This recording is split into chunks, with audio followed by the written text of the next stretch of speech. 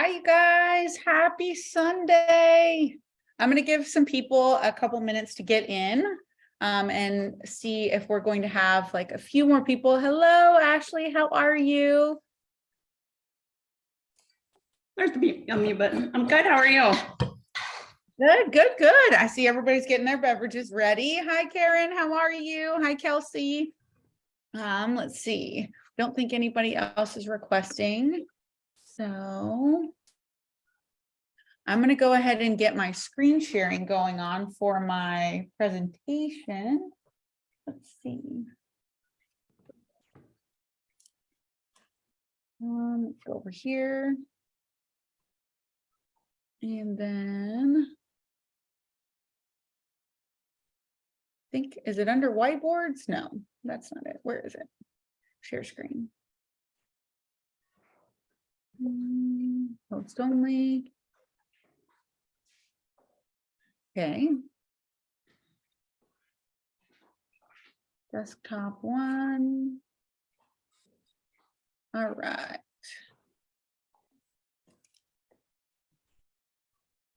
Isn't full screen. Okay, hopefully, I'm hoping that I don't miss. Oh, here we go. Admit. So it does allow me to admit people even when I'm in the full screen sharing mode, it looks like. So hopefully it's just me tonight, guys. We don't have any of the assistant coaches with us. So I'm going to do my best to like let people in the middle of the presentation if they kind of come in and pop in late. But I appreciate you guys coming on in and enjoying your Sunday evening with me. This is also going to be available for 30 days up to be able to view as well. We're going to post that account or post the recording of it, the link in our Facebook page, but we're also going to see if we can actually upload this into our resources for you guys in YouTube as well for our YouTube team page. But we figured this was going to be a really good hot button topic, and it's going to be also covered in a lot of what we're going to be sharing in terms of content this coming month of May. But basically everybody is going to be doing some sort of travel. This probably coming May, June, July, August, September. We're just kind of going into that season, but we also want to talk about travel because a lot of our clients, we've just like noticed over the course of the past couple of months, a lot of the new clients joining, traveling for work is really truly a part of their requirement. And I think that this was always the case before, but I think a little bit of what our world was like 2 years ago, 3 years ago, decreased the travel. And now everybody's kind of resuming back to normal. And that means that jobs are requiring travel a lot more as well. So I figured that this would just be a good topic to go over in general.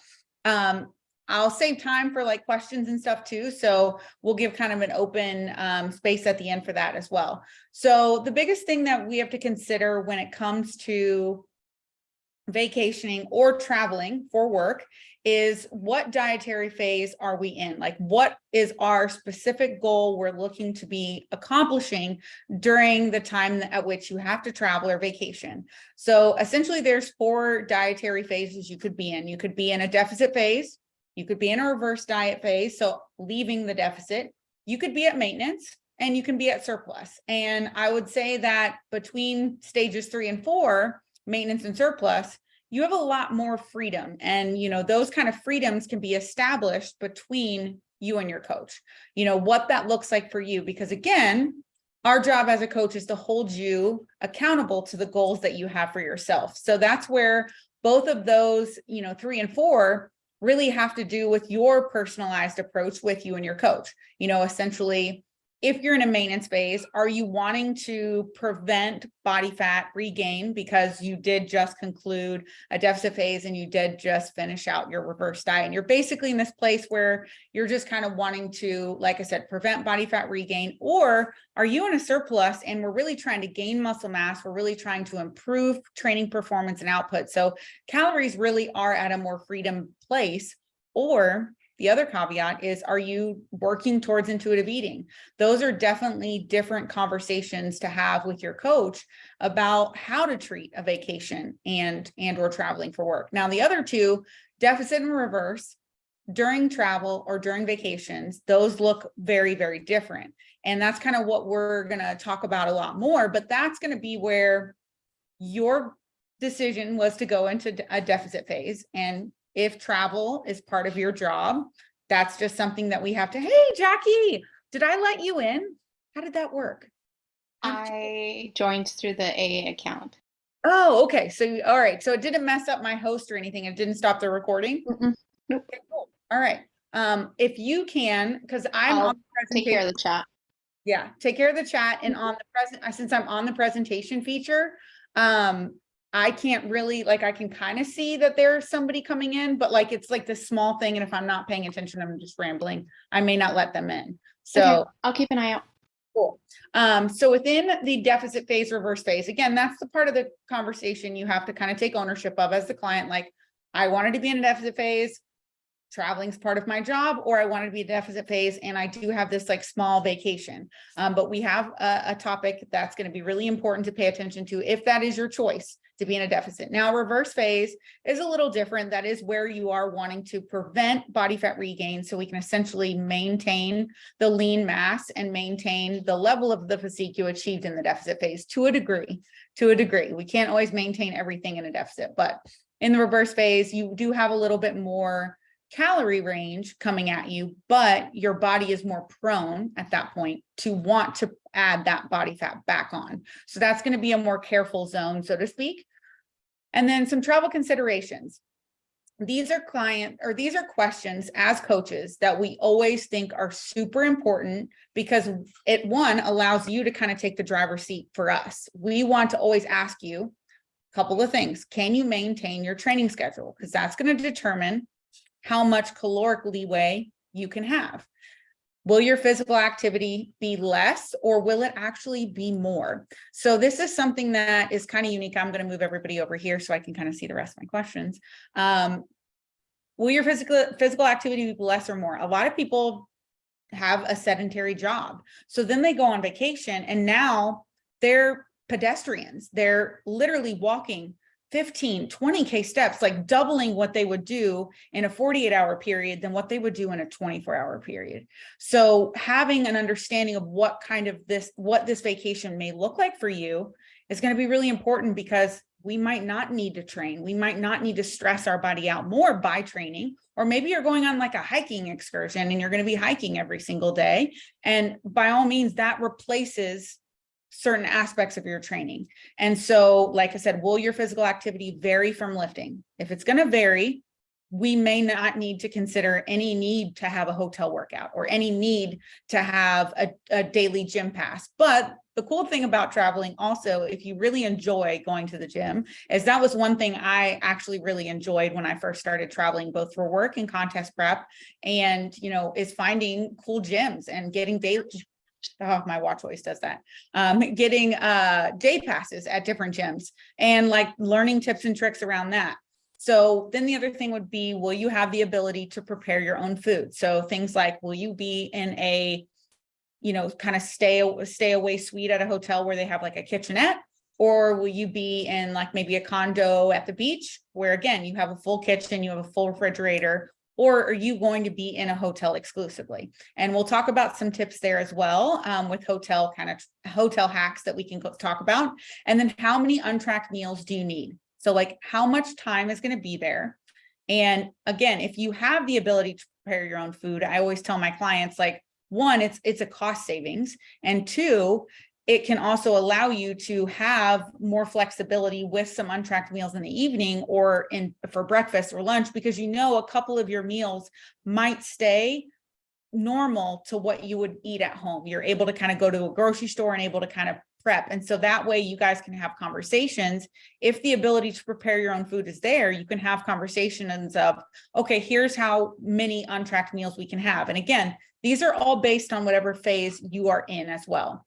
All right, so diet breaks and refeeds. So for my people in the reverse diet and or diet space, a lot of times you can plan strategically for vacations. So this is what I really can't stress enough, is that this is actually a really fun and really kind of way to use vacations strategically in deficits, is that they can be diet breaks or refeeds. So a diet break, in our terminology at our team, we think of that more along the lines of more than 7 days. So 7 to 14 days.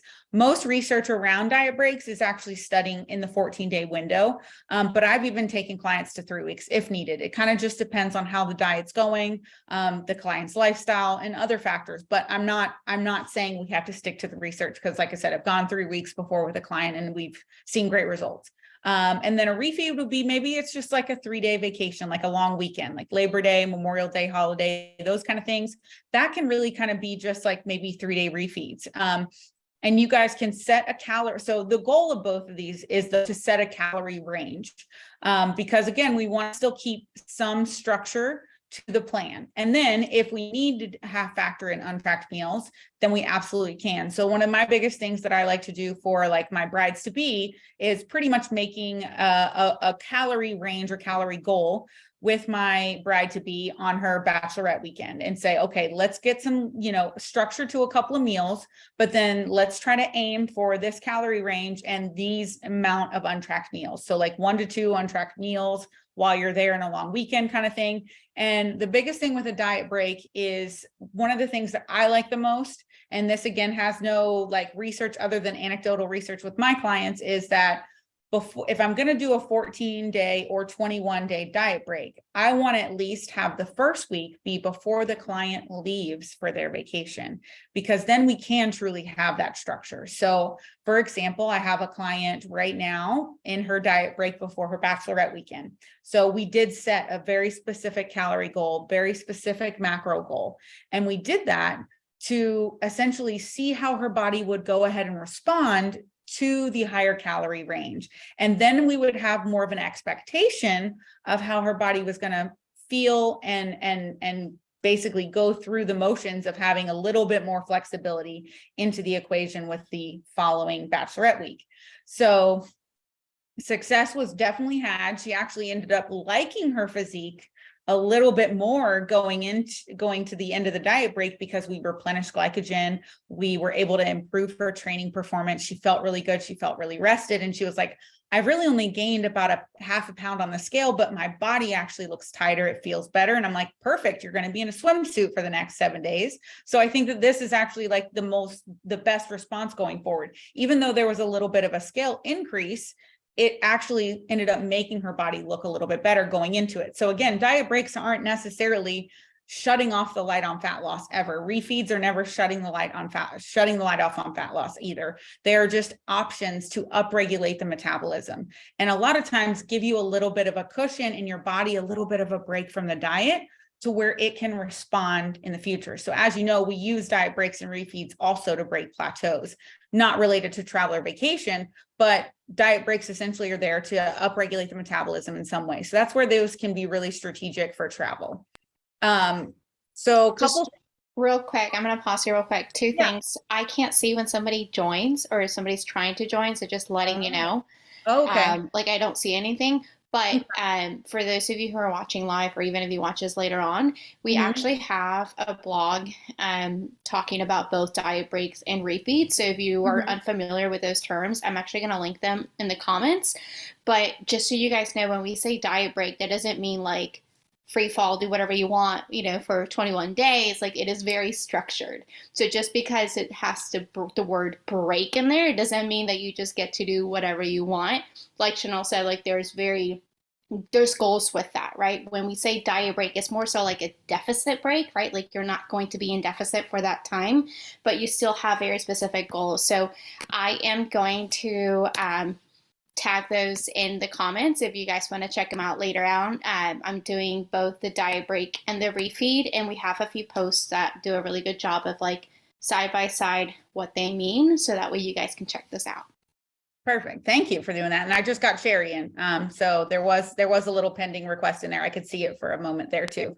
So travel day hacks.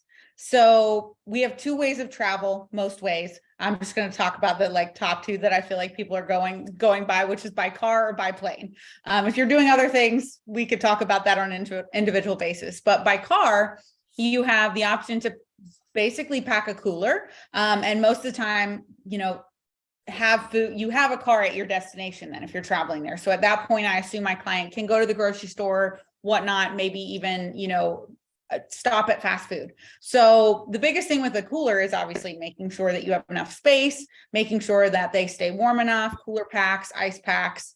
Ziploc baggies make for great ice packs. So you can even do this kind of on the fly on the road. Like if you have a rental car at your destination, and so you can't really pack all of that stuff, or you don't want to buy ice packs because you're like, where am I going to put these after the fact? So I've bought a styrofoam cooler before and bought Ziploc baggies and bags of ice. And I've basically made that like my cooler at my destination if I've got to get a rental car. But fast food picks. This reminded me because I was just visiting my client Beth, and we were leaving the gym training, and I didn't pack any food with myself for myself. And we had a little bit of time before we were going to go to dinner. And I was like, I'm going to go. I was like, is there like a Chick-fil-A close by? We can just drive through. And she was like, really? You can fit Chick-fil-A in your macros? And I was like, 100%. You just have to kind of finagle it. Definitely. But Chick-fil-A is a great one because they have the grilled chicken nuggets. They have the grilled chicken sandwich. They have a fruit cup. They have a small fry, which in the small fry, your fats and your carbohydrates are pretty moderate. And what else do I typically get? I kind of hold off on their salads because their dressing is really, really high. So unless I have the ability to like grab my own dressing or like just do an oil and vinegar, which is kind of a weird thing, but their dressing like throws off their salads a lot. So their salads aren't my biggest picks. And then another fast food thing is Starbucks. My husband hates it, but I like Starbucks food and I'm able to manipulate it pretty well, especially the turkey. It's like a turkey bacon, egg white, English muffin. I can buy 2 of them, take the bread off, and I can typically make enough macros for I can meet my protein macros by having kind of 2 sandwiches by taking out, like I said, the English muffin on the other one. The spinach feta wrap is a good one. And also the egg white bites are not a bad one either. If you have a carbohydrate, like a fruit or something with you, you can make like a more complete meal because you don't want to be negating your carbohydrates while you're traveling either. And I think some places like are really catering to low carb meals, and that's fine. That allows you to typically have more control over the food itself, but then you just want to grab some fruit to go with it, or you want to grab, something that has very trace proteins and fats in it. So like I said, I typically gravitate towards fruit in that regard. So by plane. So TSA approved ways to travel with food. I have always been able to get my cooler to pass through TSA as long as my ice packs are frozen, or they're the like ice packs that you buy, like the igloo ones. Like most of the time they know that those fluids in there are ice, or it's even been like a little bit thawed out, and I've still passed. Because again, there's no way that I can manipulate those fluids inside there, and they're kind of more TSA accepted. So as long as it's not like a Ziploc baggie with ice, as long as it's not one of the gel packs that's like plastic, kind of looks like a Ziploc baggie, I've had more success with the hard plastic ones. And then traveling with food, I've never had an issue, but they're always going to go through your food. So because of that, give yourself extra time at security, because they're always going to want to take your time and go through the food. And then airport food picks. Biggest one there is going to be Chick-fil-A and Starbucks. But a lot of those like fresh, like marketplaces will often have like hard-boiled eggs. I've seen hummus and pretzels. I've seen tons of different kinds of beef jerky, but I would highly suggest just getting a pack of beef jerky on your way into the airport, maybe at a CVS or a Walgreens or a Walmart or Target, because the beef jerky at the airport is so expensive. But again, if you're in a pinch, it will work. I also pack with me always in those like single serving Ziploc baggies, like those little small ones. I always pack like protein powder in there. Again, that's something that sometimes is searched, but not always. And if I'm going to have a checked bag, like checked luggage, I will actually individually wrap, like individual Ziploc baggie, my proteins, my greens, my pre-workout, my recharge. And I literally just put the individual Ziploc baggies inside the shaker cup, because then it's hard and protected. And then because if you just put a Ziploc baggie with a bunch of powder in your suitcase, you're going to open up your suitcase and the powder is going to be everywhere. So please put the little Ziploc baggies into shaker cups. And then you have your shaker cup at your destination, which is super helpful as well. I love that hack for protecting my suitcase. So before I move on, any other like questions or any other things that you have about traveling by car or traveling by plane in regards to your food? Anybody got anything? If not, all right. So more travel tips. So meal prep companies, how to use them effectively. So if you know you're going to travel, the meal prep companies typically do have a 2-week, I would say 2-week lead time. So you kind of want to always plan ahead for those. So Icon Meals, I know, is like a 2-week or maybe even a 3-week lead time. Whereas MegaFit Meals, those are the two I've ordered from, they have a 1-week lead time. And so I always, you have to know the address of your destination. So if you're doing an Airbnb, you'll have to contact, because the Airbnb address isn't typically given to you beforehand. But if you tell them you're shipping something, they'll sometimes give it to you. But that's a sometimes. I can't guarantee that the host is going to always do that. But hotels, I've had it shipped to a hotel just fine. It's just going to be waiting at the front desk for you, and they'll probably have to sign for it. Most of them use FedEx as well. So you can always say, ask the hotel desk, when does FedEx typically drop off for this date? But you pick your date in your delivery options when you order from these companies. And if you can plan ahead as well, if you sign up for their newsletters beforehand or like join their subscribing base, you'll get a coupon the first time you order. Or if you just practice entering Ashley, Brittany, or like some of your like most common names, you're probably going to get a 10 or 15% off discount. My friend Lauren is with Icon Meals, and her code still works. Lauren, I think it's Lauren 10 or Lauren 15, or maybe it's just Lauren. And you can get a percentage off at Icon Meals. But I typically always just try to sign up for a newsletter or sign up for their text messaging, and then I get a discount. But ordering groceries before you get to your destination. So apps like Instacart, Walmart, Kroger now does the click list thing where it actually includes delivery. There's a bunch of other services. So like typically, if I'm going to do that, like while I'm in my Lyft or while I'm in my Uber, or even when I land, and you can schedule your delivery, then it's always there for me at my hotel or at my destination as well. So that's also a really great tip for like trying to kind of plan ahead and stay ahead of yourself when ordering groceries. And then the mini fridge and hotel options can be tough. Not every hotel is going to have a microwave, but they may have a microwave in the lobby. Kind of sucks, I know, but it can at least warm up a bowl of oatmeal most of the time, or it can warm up some of your like meal prep food if you want like meal prep company food. The mini fridge thing, and this is not the best trick, but it's the trick. If you tell them that you're breastfeeding and you need to keep your milk cold, you can get a mini fridge in your room without charge most times. They're also not going to ask questions, so. Yeah, they're not going to like question you at all. Like that's just not going to happen. But if you get pushback, a lot of times if I say, do you guys offer a mini fridge? They say if we're not at capacity and it hasn't been requested too many times, they'll offer it. Some hotels will charge. I haven't had a hotel charge in a long time for one. It's just a matter of availability in a lot of cases. So any additional questions there? Any comments while I click over? Okay. The only thing I would say is just like everything that she mentioned, like you have to plan ahead of time, right? Mm-hmm. Like you're not just you don't want to like order all of this food and then you show up and there's no mini fridge or there's no microwave. Like you just have to make sure that you do your due diligence to prep ahead of time by asking those questions, by calling the hotel or the Airbnb or wherever you're staying. Yeah, I typically always I'm like a list person when I travel because I travel all the time. So it's like I have, my itinerary, and then I have under the itinerary of like where the hotel is, I like have, the answered questions like hotel, yes, or microwave, yes, mini fridge, no, can request, need to request. Like I have like my little checklist that I have to go through each time. And I got really good about this because in contest prep, I had to, like, there was no choice. Like if you travel and you're in contest prep, you got to figure all this stuff out. So it's been helpful for me to help my clients in, lifestyle circumstances or when they're dieting, because again, you have goals that you guys want to adhere to. And these steps and these processes do help you adhere to your goals for yourself just a little bit better, even though there are obstacles while traveling. And there are things that are just going to happen because you're traveling.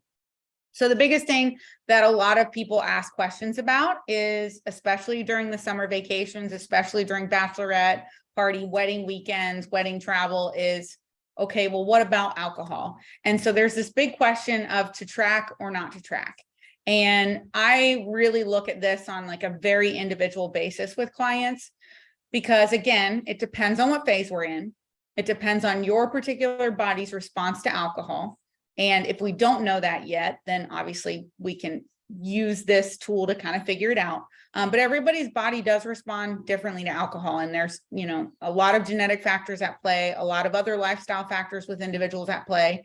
But if you're in a diet and you're in a really hard diet, and you're having to go to a wedding where, you know, you're going to have probably a champagne toast, I think that that doesn't necessarily need to be tracked. It's just one of those things that if we don't make progress this weekend because you're in a diet, if we can be moderate during this weekend where you have to show up, like we can make this work. But if your calories are so low, I would rather you not replace empty calories and subtract food calories, because again, we're in a deficit. But that doesn't mean that we go and have 4 and 5 drinks. That just means we have a number to what we're going to do. We have a process. And so whether that process be of, okay, there's a champagne toast, so let's have a half a glass of champagne. And then you want to have, you know, another cocktail or something at the reception. So, okay, let's do like a low calorie white wine or red wine. That's pretty low calorie. Or can we do just like a soda and your liquor of choice? Most of the time I prefer clear liquor. That's going to be a little bit better in terms of calorie range rather than dark. But if you prefer dark, again, if you can mix it with soda water or have it neat, again, it's a lot better for you than having a sugary cocktail that you have no idea what's in it. So again, there's like these individual approaches we can take. Now, if you're in a maintenance, or if you're in a surplus to maintenance range, like I would say, let's work on tracking. Like this could be a great practice. This could be a good tool because you also have enough calories to work with. So you can kind of finagle. So the way in which alcohol calories are 7 calories per 1 gram. So it doesn't really work to just replace carbs or replace fats or replace protein. Ideally, you kind of want to pick what you have a quote surplus with in terms of your preference on food. Like for me, I'd rather give up my fat macros to go towards my alcohol calories versus me giving up protein and carbs. That's just a personal preference for me. I want to have carbs and protein. But if you're just like, you enjoy a satiating, like higher fat meal, then maybe you choose your carb calories to replace, but you just kind of can finagle that. And the way that you want to do that is practice the same tools and tricks I just said in the deficit, which is use simple ingredient cocktails or wines or beers or seltzers, the ones that you know or have an estimated guess on what those macros need to be replaced. And again, I think that this is a great tool. I want my clients to practice this. I want us to have this opportunity to kind of see how you do in a maintenance to surplus phase, replacing calories with alcohol, because it's a good tool for the trade for all the entire summer. But again, those clients that are in the deficit and reverse and the calories are so tight, like I just don't want to get in the habit of eating less so we can consume alcohol, because that also can have a really negative effect with your hunger and satiation cues, a really negative effect on training and performance and recovery, which we're probably wanting to keep part into the equation as well. So again, I'd just rather have a preferential treatment towards food. Now, if you're in contest prep, it's a no alcohol situation for me, but that's just if you're in contest prep. And the biggest thing is, you know, understanding changes to hunger and satiation when alcohol's involved, especially in a setting. I find that if you're maybe in, you know, a group family setting where there's a lot of appetizers on the table and a lot of, you know, food that's readily available on game nights and different things like that, when alcohol comes into the equation, our inhibitions are lowered and typically our satiation is lowered and our hunger is increased. And so if we do consume alcohol, we just have to be aware of those things that are interacting within the body. And if there is, like I said, more readily, you know, food available. The good thing about most weddings is it's like there's a feeding time and then they clean up the food. And so again, like when you're having a cocktail on the dance floor, you're burning calories. You're not really going over and, you know, eating all this food either. Like you're having fun, you're having your cocktail, and there's not these other temptations that are part of the mix. So just be aware of when those, you know, when those settings are going to be different around alcohol consumption. And like I said, that's a big one for a lot of people. So any questions on alcohol or any tips and tricks, I'm sure Jackie is already like her brain's rolling because we have so many posts about this. I'm not sure if we have a blog post about this yet, but I feel like we should here soon. We don't have a blog post. I can't talk. But I'm adding the link to the Instagram reel that I did showing you like exactly step by step how to track your alcohol.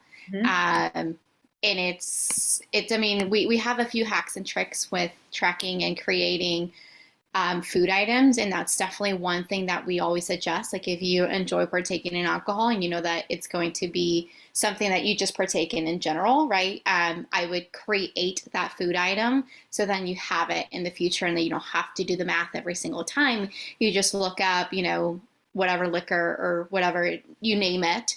But yeah, I tagged it in the chat for you guys. Yeah, the creating a food thing in MyFitnessPal is really, really helpful because if you're anything like me, like I only like a certain white wine, I only like a certain red wine, I only like a certain liquor. So it's like I already keep those in MyFitnessPal anyways, because I'm just weird like that. And there's only certain things that I really want to lose calories on to drink alcohol for. So just have them stored in your MyFitnessPal, like, or your whatever resource you use. One of my clients really likes Chronometer for the alcohol component because I think it does like have a different feature in Chronometer. Does anybody here use Chronometer? No. I think Casey's currently using it. Oh, okay. Yeah, a lot of people are really liking that one because it does the vitamin and mineral profile as well. So now we're going to go into like the post vacation. So I figured, this is going to be really important as well. And we're going to have like a big post on this as well, but the vacation after the vacation. I don't know how many times, well, this happens every time. It happens to myself as well, but my clients come back from vacation, they're exhausted, they're tired, they possibly overate, they possibly overworked themselves, regardless of what it is. Maybe they walked, a total of like, well, I had one client who did like over 70,000 steps in like a 3-day time period one time. And I was like, oh my God, don't go in and do legs. Please don't go do legs yet. Like, let's let your body recover. So there's always this time frame where we have to prioritize recovery after the vacation and think about that and what that looks like. So again, that can be on an individual basis as well. So the question of should you rush back into the gym? The majority of people, that is their first thought is like, oh my God, I just got back from vacation. I haven't trained. I didn't quite eat how I had planned to eat, but I feel puffy. I feel bloated. I'm going to go have a like push myself in the gym. I'm going to increase my intensity. I'm going to do all this other stuff. And I'm going to be like, absolutely not. Like in a lot of cases, I'm going to say, hey, when you come back from your vacation, let's take 24 hours before you step on the scale, before you go to the gym. Like most of the time, we need to let our body recalibrate, especially if you change time zones. That's a big one too. And if you traveled by plane or traveling by car for a long distance, like anytime those things are occurring, your body is changing its homeostatic space. It's changing how it feels internally. It's changing so much to help get back to where it was. And you obviously most times need to catch up on sleep. Like, I don't know if there's anybody who on their travel day back home ends up getting the amount of sleep that they really needed. Like in most cases, that doesn't happen. You're having an early flight, you're having a late flight. It's just really problematic. So again, you're stepping on the scale after having like 5 hours of sleep and been flying or driving all day. That number is not reflective of really anything, if you ask me. Like that is a complete arbitrary number, and it's probably going to change within a 24-hour time frame. So a lot of times with my clients, especially and really in any phase, I'm going to say, give yourself 24 hours. Don't step on the scale. Just, typically don't go in for a leg day, like maybe an upper body day, maybe go for a walk the next day. Most of the time, I'm not having a client rush back into the gym or do a leg day. It just kind of depends. And then a lot of times in exchange for that time that you would have spent going to the gym or would have spent stressing yourself out and working so hard in the gym, you would have saved yourself, maybe 20-30 minutes to get ready to go to the gym, 20-30 minutes to drive to the gym, have the hour-and-a-half workout, 20-30 minutes coming home. Like, think about what you could have done during that time frame to set you up for the days following more successfully in that time frame. And a lot of times people could have accomplished the grocery store during that time frame. They could have accomplished a little bit of meal prep, and like that is going to take you and carry you better forward into that homeostatic space I'm looking for as your coach to help you reach your goals. But in that hour and a half to 2 hour window, you could have just done so much that's exponentially going to carry over more success in the coming days. Whereas the workout is maybe even going to make you more inflamed, more tired, less recovered, and it may not even help the equation at all. Whereas the other one is guaranteed to help the equation, guaranteed. You're going to feel better. You're going to feel more accomplished. Actually, you're going to feel more on top of your game rather than behind your game just to go to the gym. So prioritize sleep, give yourself 24 to 48 hours to reset before thinking your program should change as well. A lot of times people want to come back from vacation and they want to tell us in their check-in, I feel like we should change something.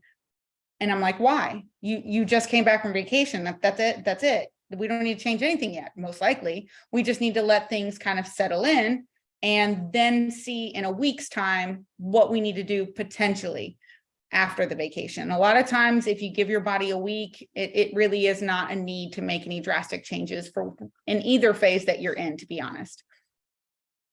And then I believe that's it. So any questions about upcoming travel, upcoming vacations? We can even do, this is a small group, so we can even do kind of more personalized things as well. If there's something coming up that like I didn't cover that is pertinent to you and important to you in your upcoming vacation. Any questions? No? Obviously, I don't have a question, but I am gonna let you guys think about questions while I let Chanel take a breather. But the biggest thing here, and the biggest advice that I can give to anyone who like ends up watching this is like all of these things are things that you have to talk to your coach about.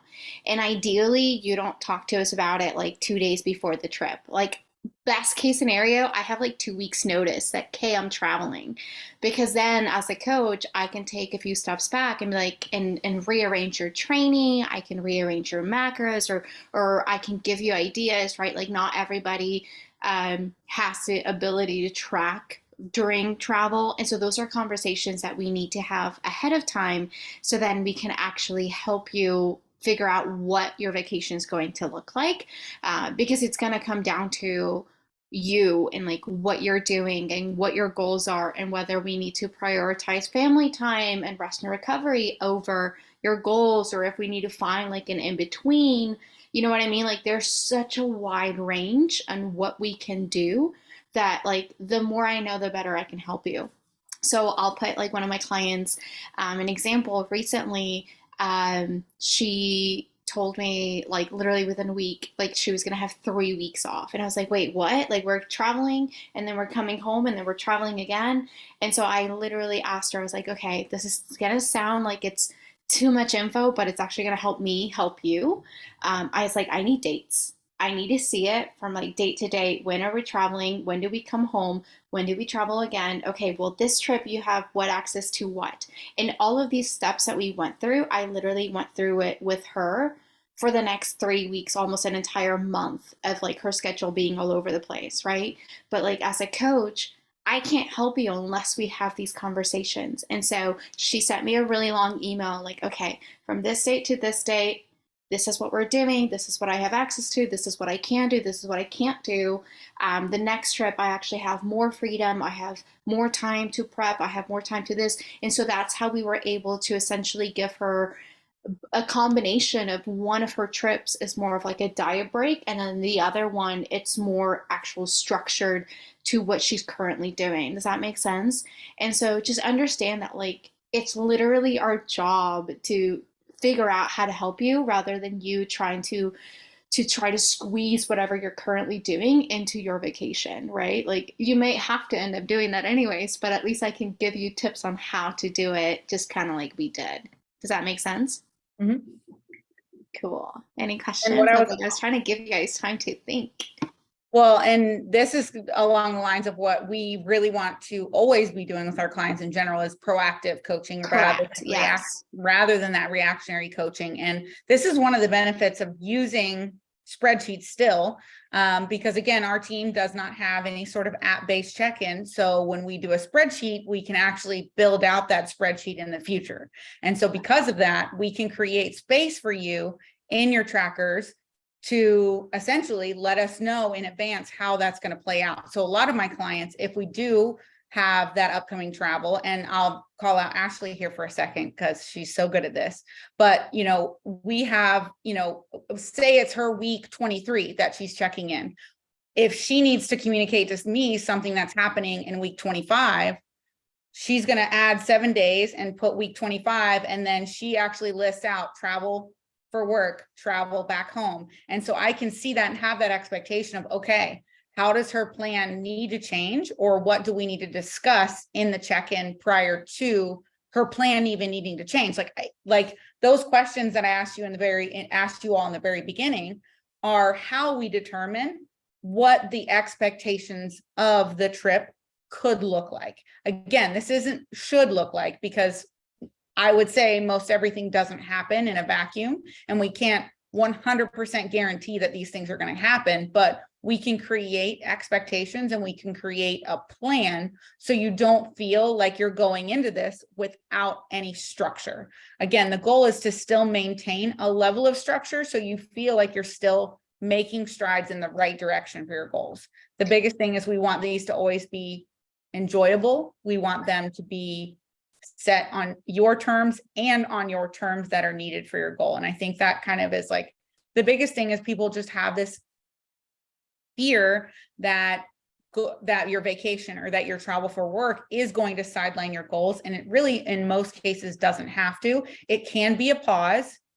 It can be actually forward momentum, like, because you're learning and you're strategizing and you're learning how to do this in the future. Like, that's the other thing, is that I wasn't good at this on my first contest prep. When I had to travel all the time for different shows, like the first shows I ever did with my federation were never local. So I didn't know what it was like to do a local show until 2018. 2018 was the first time in 3 years of competing that I actually was able to go to a hotel in my own town for a competition I was competing in. Like every other time it was Vegas, Miami, or some other city, because I lived in West Virginia at the time and nobody was competing there. So I wasn't good at this at first. I missed things. I remember in Vegas one time having to go to one of the restaurants and asking them for rice, and I ended up paying $35 for a takeout of rice. Like stupid things that I would do because and I end up buying, like I remember needing sweet potatoes for a contest prep. And I remember having to pay for an Uber to get me to the grocery store, get the sweet potatoes. I get back, and then my coach at the time, I was prepping, and he was like, I don't want you to eat the skins. You've not eaten the skins the whole prep. Like you could have a reaction to eating the skins. And I was like, what? So I got in an Uber to go get a peeler. And so ended up this meal or this prep or whatever was going to cost me so much money. So I've had like some mix-ups before, and grocery lists are really, really helpful. Cooking spray, cooking spray was the one thing I always forgot. Every time I would get back to my Airbnb or back to my kitchenette hotel, I'm like, well, I am going to stick everything to this pan because I forgot cooking spray. I forgot a spatula.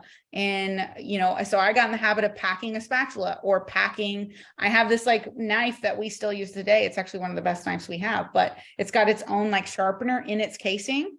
And I would check that just so I would have a sharp enough knife for things like apples and who knows what I would use it for back then. I think at one point I even tried to cut up a butternut squash. There's really crazy things that I've done in a hotel. I'm not going to lie. But I mean, it all goes back to like this, it takes trial and error. Yeah. I've also had clients who go in and they're like, I'm going to stick to my program. I'm on a train and I'm going to track everything that I eat.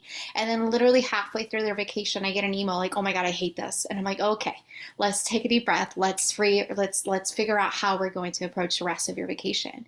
Because as a coach, I mean, unless you're prepping, different story, right? Yeah. But like, I would say 99% of you are lifestyle. So I'm going to look at you and be like, hey, take a deep breath. Like, we got this. Enjoy your vacation. You have tracked for this long. You know what your meals look like. You can make, I stole this from an old client of mine, but better bad decisions. And this is where I love to preach the best case scenario, better, good. There is no bad.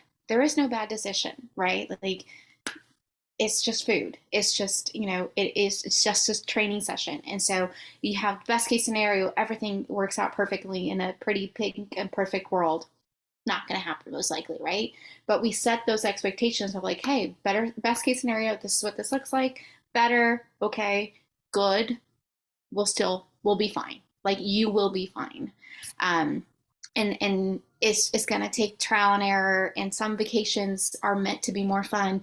Other vacations you're like, yeah, I'm just going to my in-laws for the weekend, like I'm gonna, whatever, I don't know, but I definitely like understand that certain vacations you mentally need to check out a little bit more, and others you're like, I got this, you know what I mean? And so it's having those conversations and understanding that it's okay to be a little bit fluid with your approach as well. And just kind of play it by ear, but just have a very good communication with your coach and understand that like it's okay if shit hits the fan, because if you have kids and you have husband and you have family, whatever, like when you're dealing with a lot more people, like it will happen and it's okay.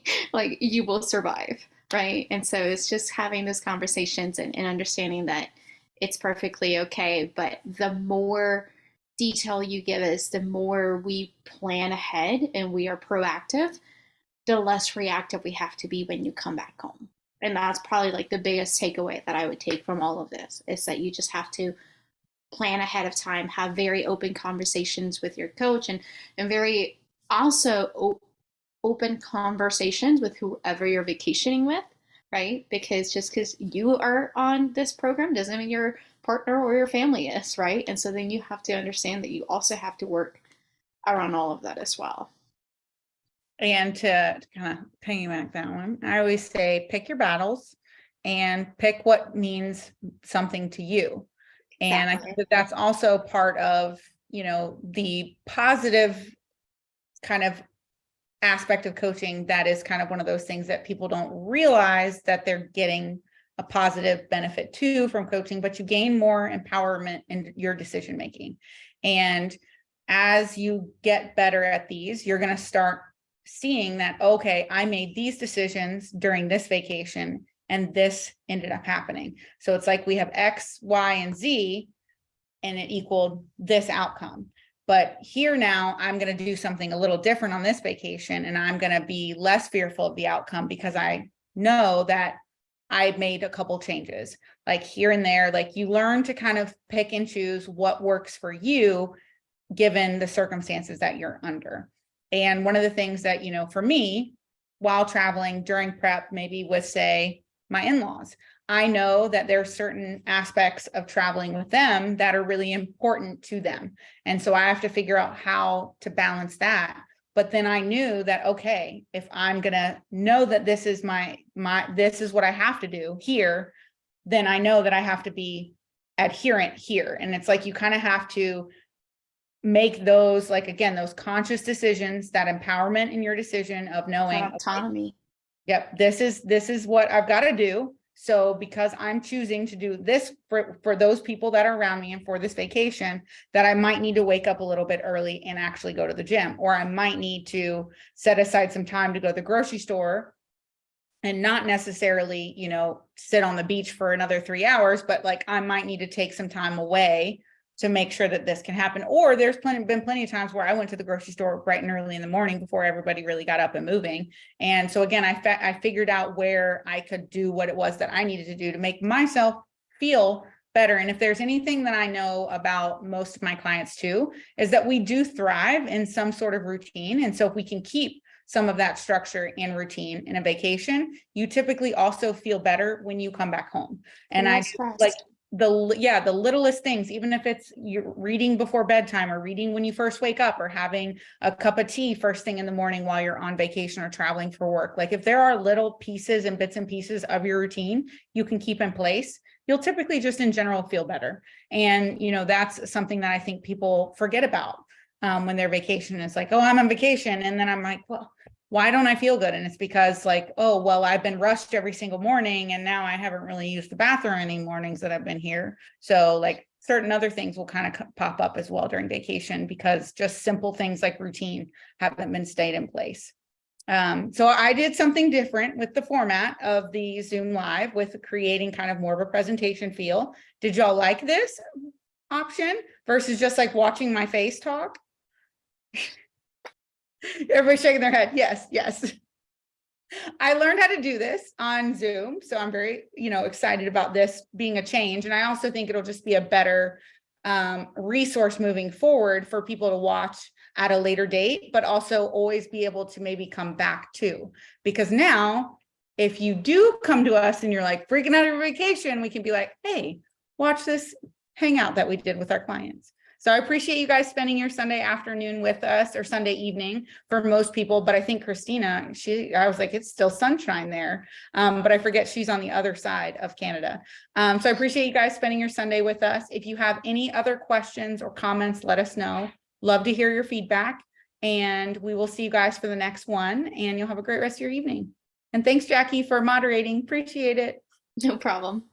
All right. Bye, you guys. Bye.